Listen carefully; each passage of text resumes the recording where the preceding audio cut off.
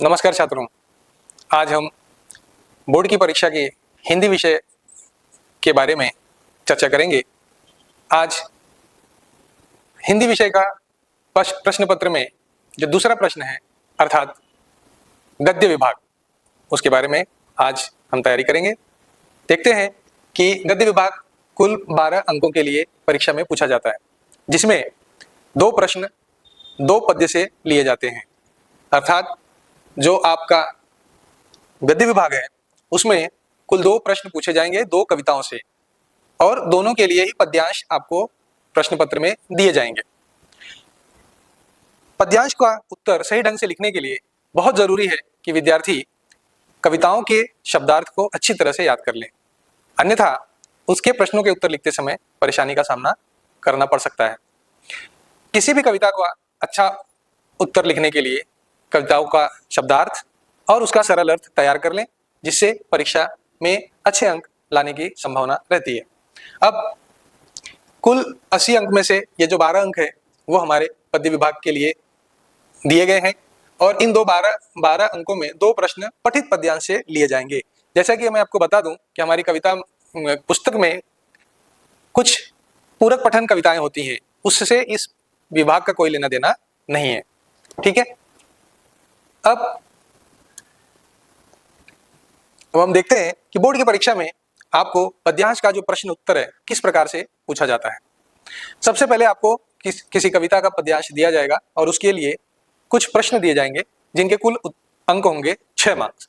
ठीक है, पद्यांश विभाग में हमारे यहाँ कविताओं को 2 भागों में बांटा गया है, एक प्राचीन कविताएं और दूसरा आधुनिक कविताएं। तो प्राचीन कविताओं में कुल 2 कविताएं हमारी पाठ्यपुस्तक में दी गई हैं। पहली गिरधर नागर जो मीराबाई द्वारा लिखी गई है, और दूसरी बरसही झलक जो गोस्वामी तुलसीदास द्वारा लिखा गया है। तो बोर्ड के नियमानुसार इन 2 प्रश्न कविताओं में से कोई ना कोई एक कविता बोर्ड की परीक्षा में निश्चित ही आती है। ठीक है, तो आज हम इन्हीं 2 कविताओं में से एक कविता बरसही झलक का एक पद्यांश हमने लिया हुआ है, जिसमें कि हमने पहले ही पद्यांश को यहाँ पर लिया है। कुल 6 अंकों के लिए प्रश्न पूछा जाएगा। घन घमंड से लेकर जीव जिमि जीव हरि पाई। यह कविता हमने कई बार पढ़ी होगी, पुनरावर्तन किया होगा, शब्दार्थ याद किए होंगे, सरल अर्थ लिखे होंगे। ठीक है, तो अब इसमें कुछ प्रश्न पूछे गए हैं जो कि यहाँ पर सामने दिखाई दे रहे हैं। पहला प्रश्न है, उत्तर लिखिए गरजने वाले चमकने वाली, और इनका उत्तर हमें इस पद्यांश से ढूंढकर लिखना है।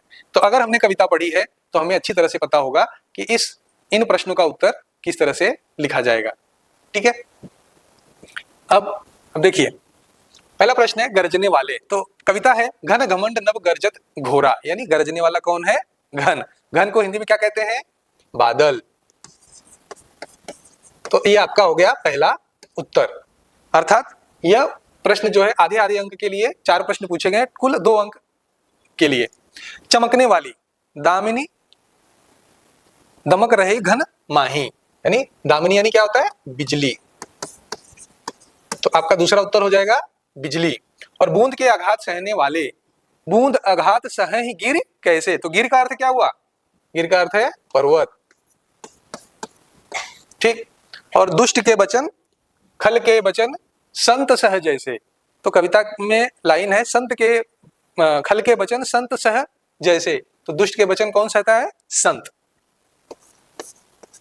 ठीक है, तो इस प्रकार से आपका पहला प्रश्न पूरा हुआ। ठीक है, इस तरह से आप उत्तर लिखेंगे तो आपको 2 अंक प्राप्त हो जाएंगे। दूसरा प्रश्न है आपका, पद्यांश से ढूंढकर निम्न अर्थ के शब्द लिखना है। तो अर्थ होता है झुकना, तो उसका अर्थ क्या है? नवही। नवही। ठीक, और दूसरा प्रश्न है मटमैला। इस अर्थ का जो शब्द है वो पद्यांश में है ढाबर। ढाबर। ठीक है, इस प्रकार से ये आपका 1 अंक के लिए प्रश्न पूरा हुआ। इसी में दूसरा प्रश्न है उपसर्ग युक्त शब्द। तो इसमें हमें कविता में से 2 उपसर्ग युक्त शब्दों को ढूंढकर लिखना है। तो जिसमें कि जिम अचल जीव हरि पाई, तो यहाँ पर अचल शब्द आएगा। उपसर्ग तो आपको पता ही है, शब्द के पूर्व में यानी पहले जो शब्दांश जोड़कर नए शब्द बनते हैं उन्हें हम क्या कहते हैं? उपसर्ग। ठीक है, और एक और शब्द है जिसका जो है सद्गुण, सद्गुण, तो ये दूसरा शब्द है आपका उपसर्ग युक्त शब्द। ठीक है, अब अगला प्रश्न है, अंतिम जो प्रश्न है, जो कि बहुत महत्वपूर्ण प्रश्न है, वह है उपर्युक्त पद्यांश का की अंतिम 4 पंक्तियों का सरल अर्थ 25 से 30 शब्दों में लिखना।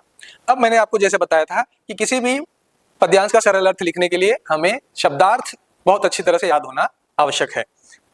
तो अब ये अंतिम 4 पंक्तियों का सरल अर्थ लिखना है, और ये हमारी अंतिम 4 पंक्तियां ये है, बूंद अघात सही गिर कैसे, खल के बचन संत सहज जैसे।